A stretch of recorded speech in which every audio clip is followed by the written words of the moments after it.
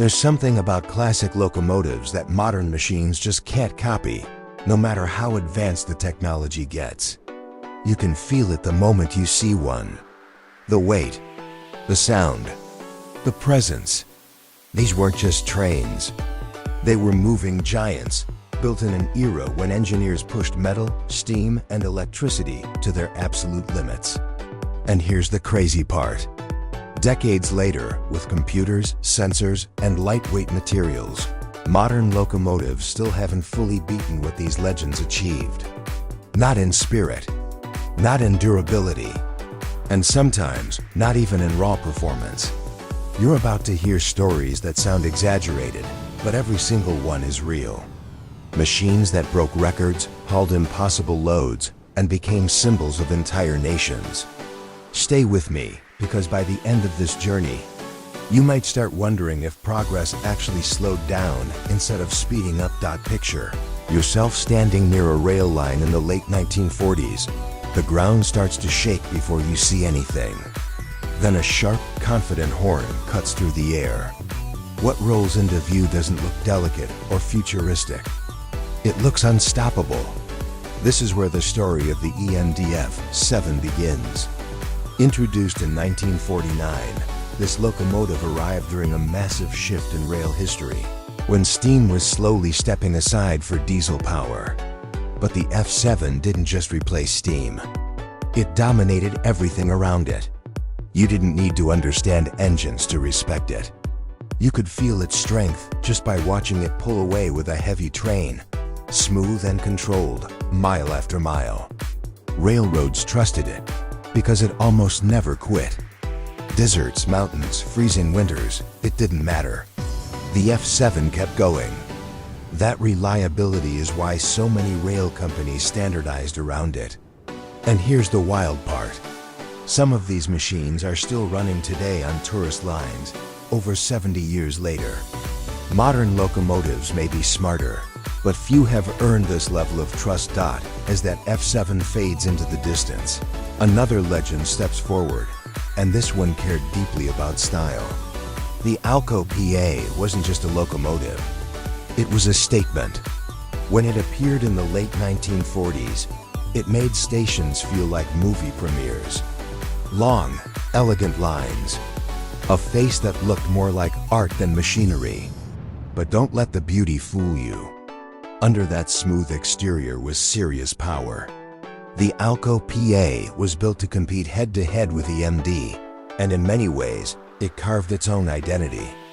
Engineers often said you could recognize one with your eyes closed, just by the sound. A deep, metallic roar that echoed through valleys and city platforms alike. Passengers loved it because it made rail travel feel special. Rail workers respected it because it delivered speed and strength without complaint. Even today, rail fans talk about the Alco PA the way car lovers talk about classic Ferraris.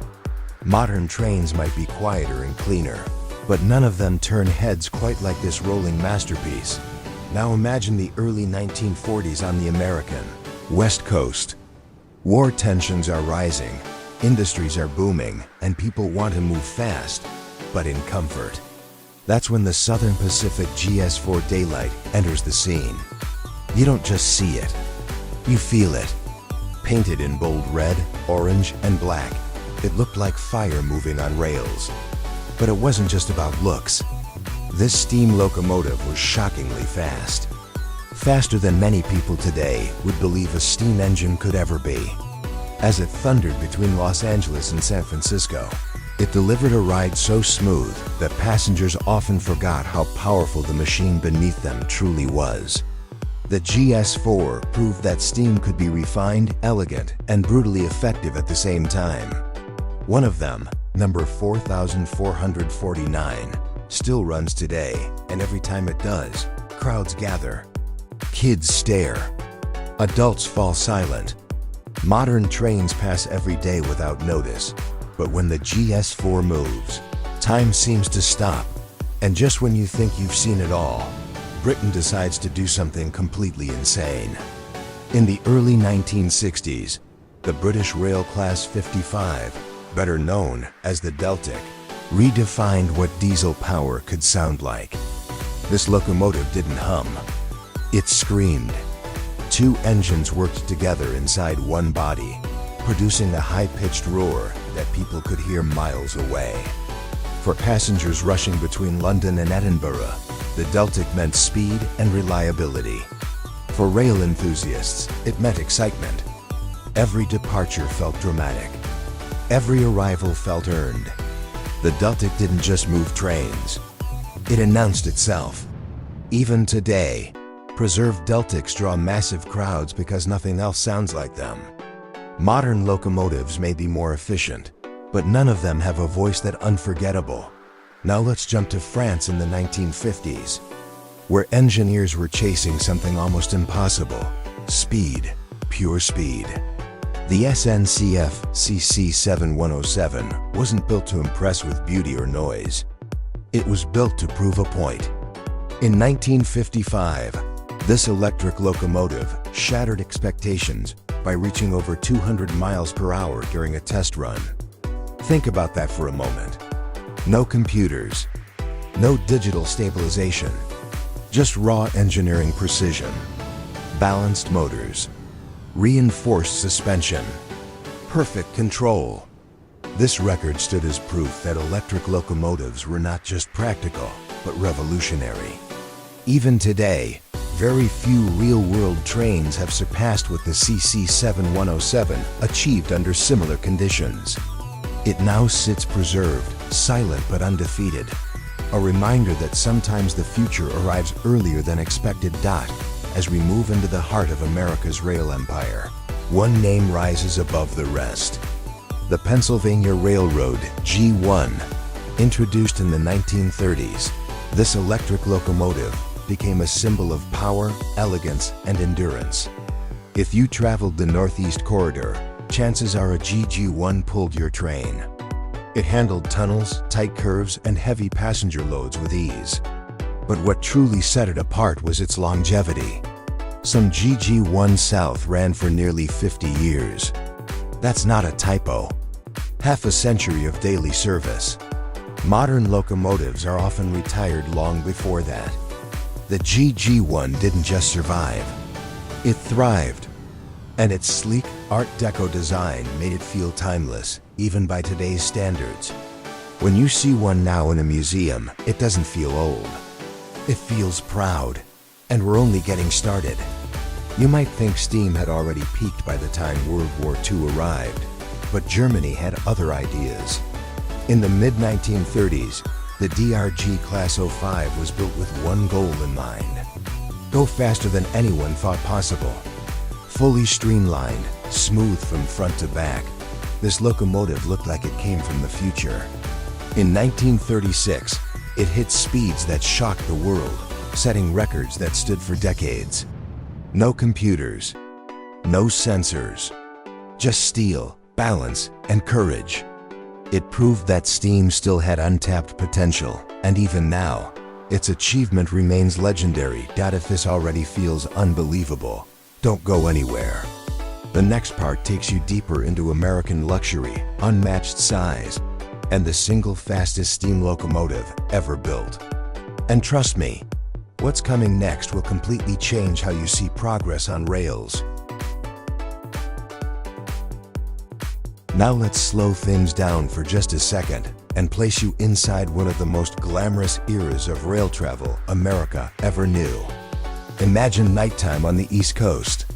The platform lights glow softly. Well-dressed passengers step aboard, expecting speed, comfort, and perfection. Then you hear it. A deep, confident thunder rolling in from the darkness. That's the New York Central J3A Hudson. This locomotive wasn't built just to move people. It was built to impress them. Introduced in the late 1930s, the Hudson became the heartbeat of premium passenger travel. It pulled legendary trains like the 20th Century Limited, where time mattered and delays were unacceptable. And the Hudson delivered. Fast, smooth, reliable. It could cruise at speeds that many modern trains still struggle to maintain consistently, all while offering a ride so refined that passengers barely felt the effort. The Hudson proved that steam could be both powerful and polished.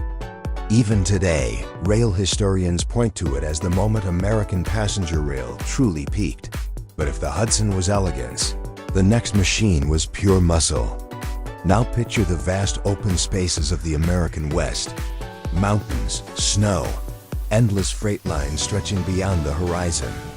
This is where the Union Pacific Big Boy enters the story. And calling it a locomotive almost feels disrespectful. This thing was a force of nature. Built in 1941, the Big Boy was designed to do what no other steam engine could: pull massive loads over steep mountain grades without slowing down. Its size alone is hard to comprehend until you stand next to one. It was longer than most buildings, heavier than entire city blocks of cars, and stronger than anything else on rails. When it moved, the ground shook. When it climbed, it conquered. Modern diesel locomotives can pull heavy freight, sure, but none of them do it with this level of drama, sound, and sheer physical presence. And when Big Boy 4014 was restored and ran again in recent years, millions watched in disbelief. A machine built over 80 years ago, still capable of moving like it never aged. That's not nostalgia. That's engineering dominance. Now, you might think nothing could top that. But Britain had already done something even more unbelievable, and they did it with speed instead of size. In 1938, the LNER A4 Mallard rewrote the rulebook. This locomotive wasn't the biggest. It wasn't the loudest. But it was the fastest steam locomotive ever built. And it still is. Let that sink in. Over 125 miles per hour. On steam, no one has beaten it since.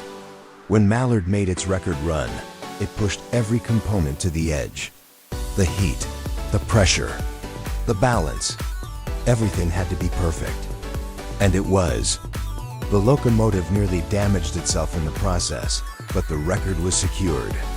Today, Mallard sits in a museum, silent and elegant, still holding a crown that modern technology hasn't taken away. That's not just impressive. That's absurd. But speed records aren't the only way to measure greatness.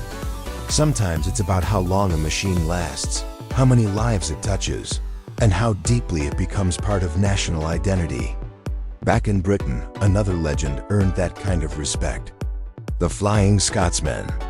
First built in the 1920s, this locomotive became the most famous steam engine on Earth. It wasn't because it was the fastest or the strongest. It was because it did everything well, for an incredibly long time.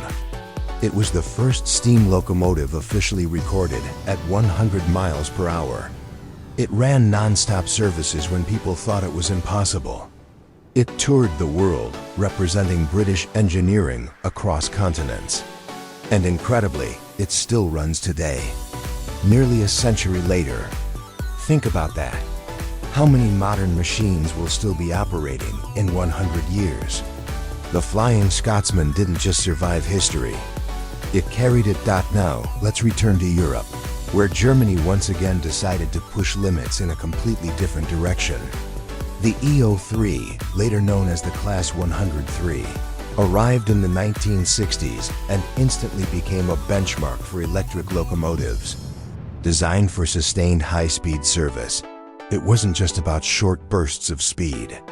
It was about running fast, all day, every day, without stress. This locomotive helped define what modern high-speed rail would become.